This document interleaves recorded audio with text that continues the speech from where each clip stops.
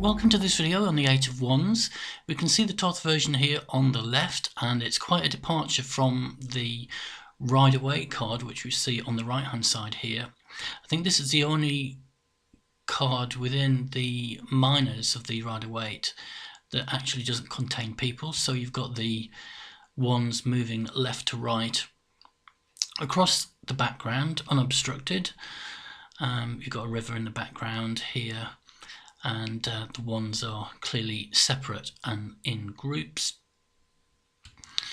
With the Thoth version here, we have an 8-pointed geometrical figure here consisting of two overlapping pyramids. We have the rainbow above and the astrological and zodiac glyphs of Mercury in Sagittarius. So the two cards essentially in a divination sense mean pretty much the same thing. I'll go through that next. I think the only difference is when we look deeper into the card, Crowley is trying to talk about much more universal principles as well as just the divination aspect of the Eight of Wands. So we'll go through divination next and then look at some of the more deeper meanings associated with this card. So I'll now move on to some divinatory meanings for the Eight of Wands, and they centre around the astrology of Mercury in Sagittarius. Mercury is this fast-moving planet associated with travel, communication, that sort of thing. And Sagittarius, we have the swift-moving arrow. Sagittarius is also a mutable fire sign, so it's a changeable energy associated with this zodiac sign. This rapid moving energy here is illustrated in the Eight of Wands of the Rider-Waite deck, where we don't have any people within the card. It's just representing the movement of the wands or the movement of the energy. So how does this bear out in the definitions? So it could mean a flash of spiritual insight, which are the light rays or electric rays here, manifesting something which is going to be tangible in our life, something practical, which is the geometric form here. A situation has arisen in which you may need to act quickly to seize the opportunity presented. Going with the flow like the light rays here and not resisting. So by overthinking, we put obstacles in the way of moving forward in our life at this time. And I can think of a lot of situations in which I've tried to either overthink or manipulate situations rather than just going with the flow and just letting the energy get my intended outcome, which you can see again represented in the card here. The need for clear communication at this time to create the things that we want. In the Book of Thoth, it says that the card symbolises the spiritualisation of the fiery energy of Sagittarius. So drawing this card implies we need to make sure that our communication is really good at this time, very clear, and that we're manifesting things in our world for the highest good. So that ties in with the spiritualization of the fiery energy. So it's not just materialization and producing things just for the sake of it. Are they supporting our highest good in life? The rapid completion of a project that is currently underway.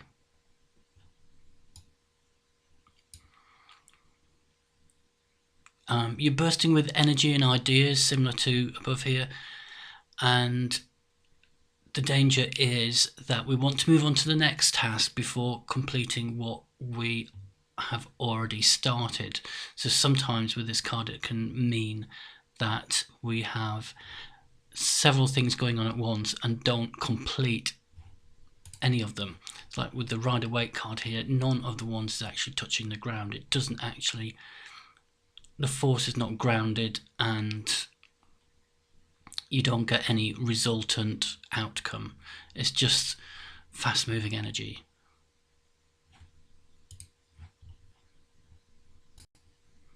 And the last one here is similar to what I've talked about above.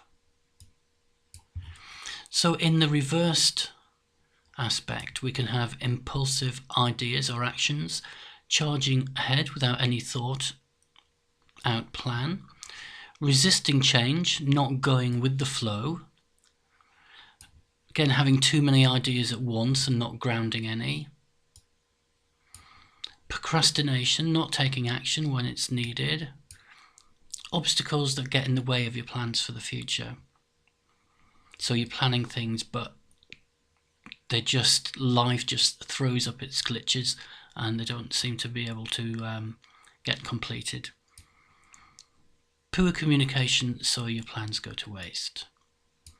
And ideas that are not practical or realistically achievable. So that's some of the definitions associated with the Eight of Wands, and we'll come back and look at the application of the Eight of Wands to a Celtic cross at the end of the video. But we'll now move on to some other aspects of this card. Just a quick look at the numerology associated with the Eight of Wands.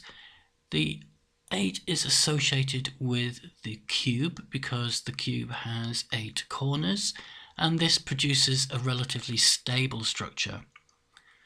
So that has both pros and cons. If we look at Plato's solids here, the cube was associated with the element of earth.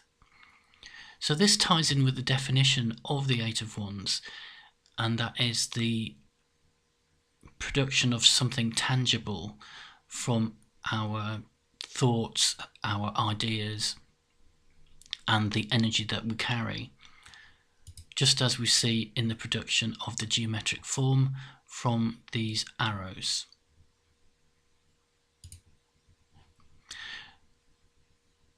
Another factor associated with the 8 is the fact that it's associated with material success, but success which is an end within itself. Now by this I mean a simple example would be someone who gets a job, but there's no realistic chance of promotion once they've got that position. So there is success there, but there is also a limiting factor, and this is borne out by the cube here, which is solid and stable but difficult to move. So you have stability, but you don't have any like dynamic energy which is associated with it. So we now move on to the Eight of Wands in relation to its position on the Tree of Life, and we can see that it's associated with Hod, which is ruled by Mercury. So in this card we have a double impact of Mercury, as this is the planet within the star sign Sagittarius. Hod is a lower reflection of Hesed, and they both are to do with the building of form or matter. And so this is one step closer to that materializing. Another builder of forms that we've come across, also associated with Mercury, was the Magus. And we can see that he has the tools at his disposal here with which to create his world, and I've talked a lot about the Magus in a previous video. Ideally we want Netzach, which was ruled by Venus and to do with, in a simplified way, the emotions, and Hod, ruled by Mercury, where we're looking at thought. We want these to be working together to produce the best outcome, because thought without emotion can be quite uninspiring, quite sterile, and emotion without the direction of thought can be quite destructive. Hod is also known as the Sephiroth associated with the term glory or splendor, and this is the glory of God manifesting into the world, and also the awareness of spirit as part of human consciousness. So this relates to the definition when I said to do with the spiritualization of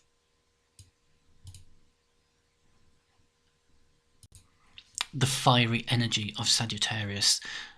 So doing things that are for our highest good and not just satisfying our material needs. This again is borne out when we see the Eight of Wands in relation to the four worlds. So again, it's in the top world, as all the wands are in Absolute here, and Absolute is the world of inspiration, of spirituality. And that inspiration just needs to be grounded in something practical to fulfill the potential of the card. So we'll now move on to the astrology of the Eight of Wands.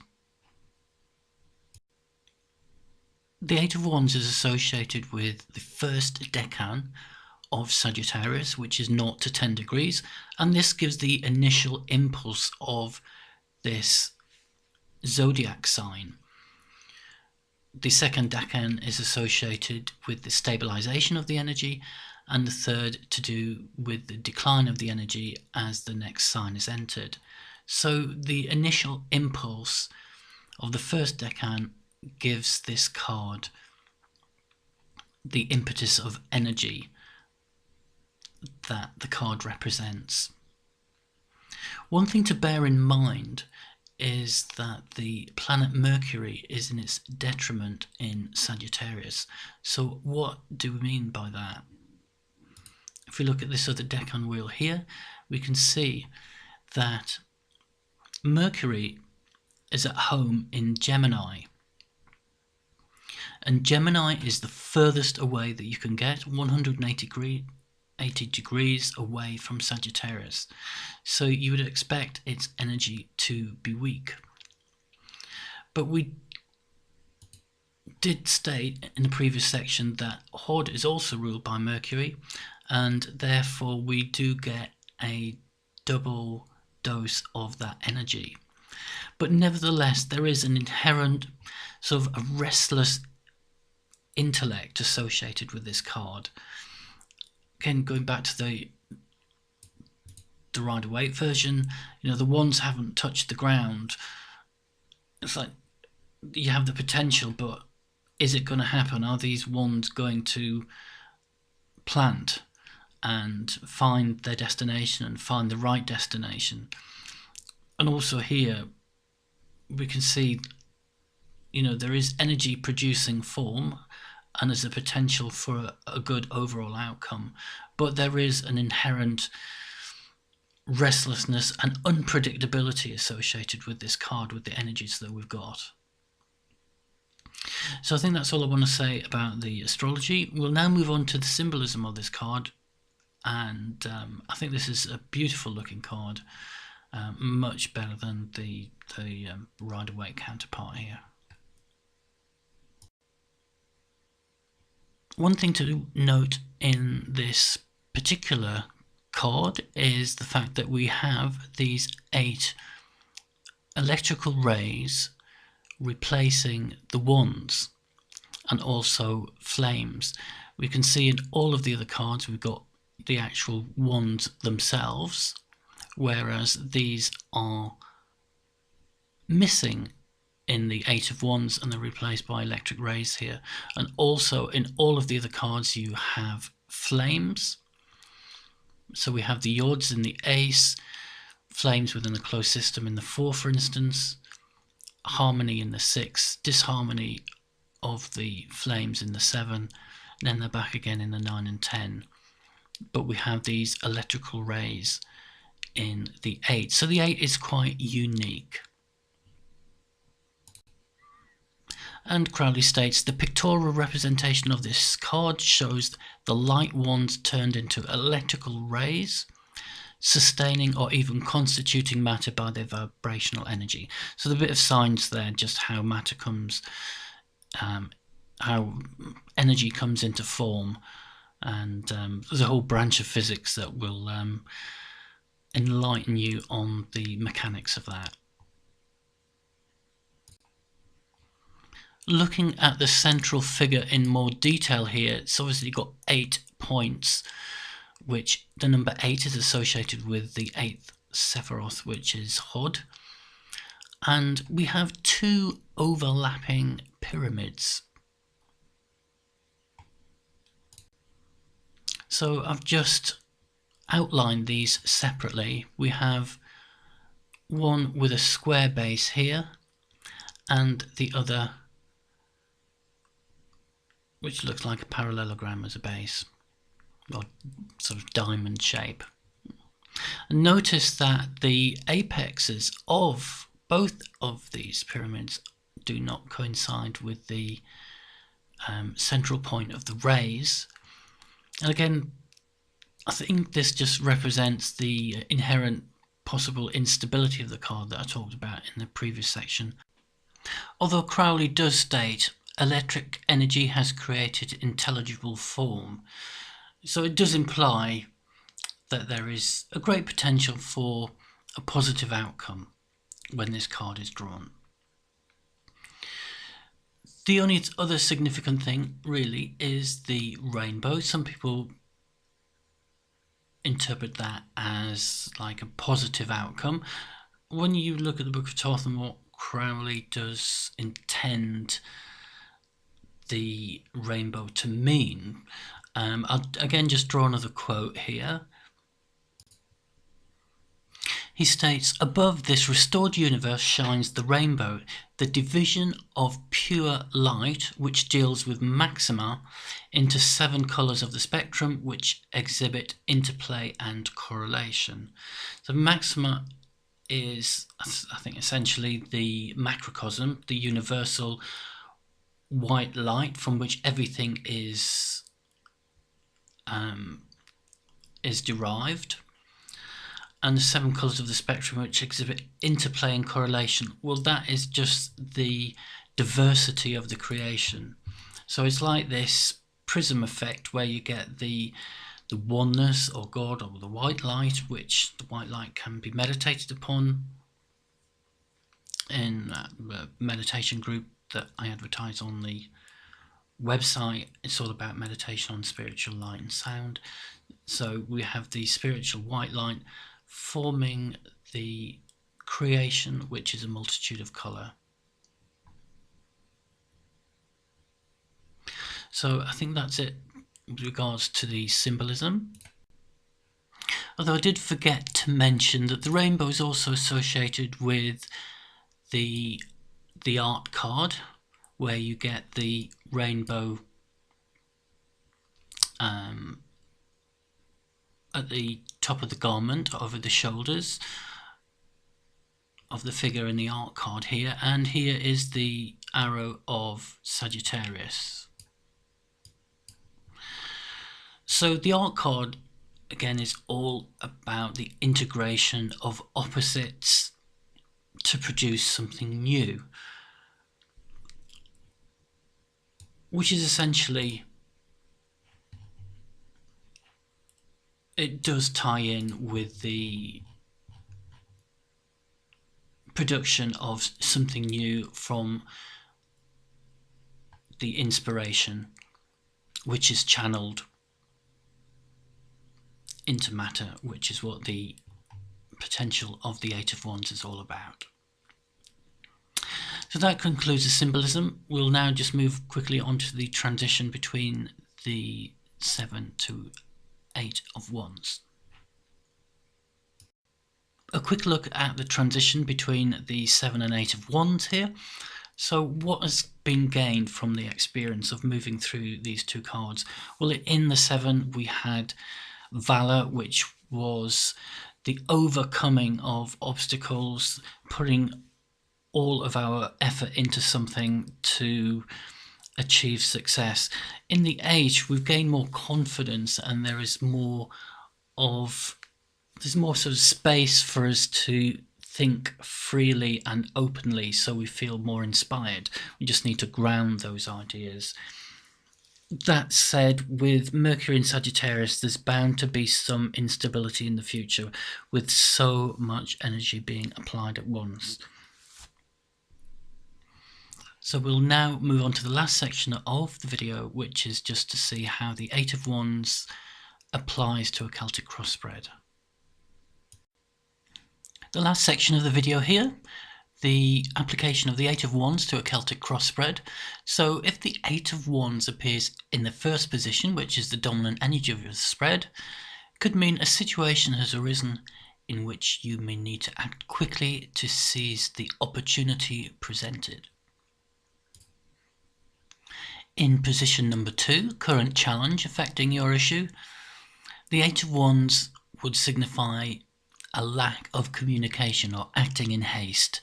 These are specific obstacles in the way of attaining your goal. This is just an example. Position number 3, subconscious influences. The example I've given here is resisting change, not going with the flow when opportunities arise. And if it's in the subconscious position here, this might not actually be something that you're aware of, but something that just sits in the background and stops you from making the most out of the current situation that you're in. Position number 4. Recent past influence in the situation. So if the Eight of Wands appears here, it could mean that you've had insights which have greatly benefited your life. So take confidence that you have the skills to do it again. So it's this insight from Mercury in Sagittarius. Sagittarius, the arrow points upwards to the higher self.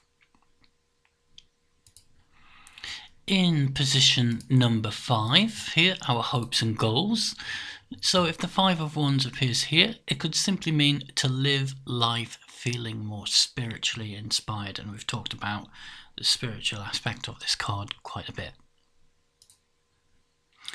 Position number 6, near future. Clear communication is needed for the best outcome. The Eight of Wands in position number 7, which is how you are affecting your situation. It may be that you have lots of ideas, but you need to ground one into reality so it becomes integrated into your life. The Eight of Wands appears in position number 8. I've got this as an example in reversed position here.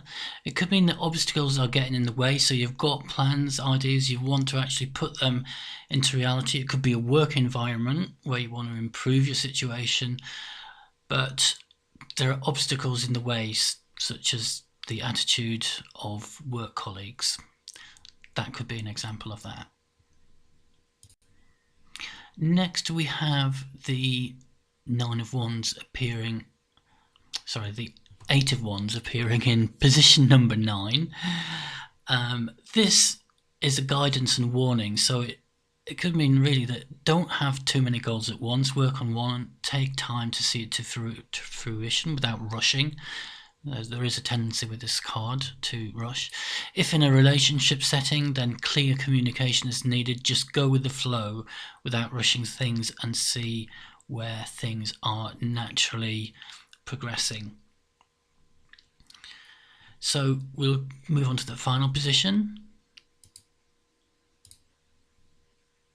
I forgot to upright the card on position number 9 there, but it was read in the upright position, not the reverse position. So finally, long-term outcome with the card now uprighted. So position 10, the Eight of Wands, going with the flow of life and seeing your spirituality integrate into your life, giving you harmony and inspiration. So there is a positive message with this card overall. So those are some ideas on the Eight of Wands. Thanks very much for listening. I hope that helped, and I'll see you next time.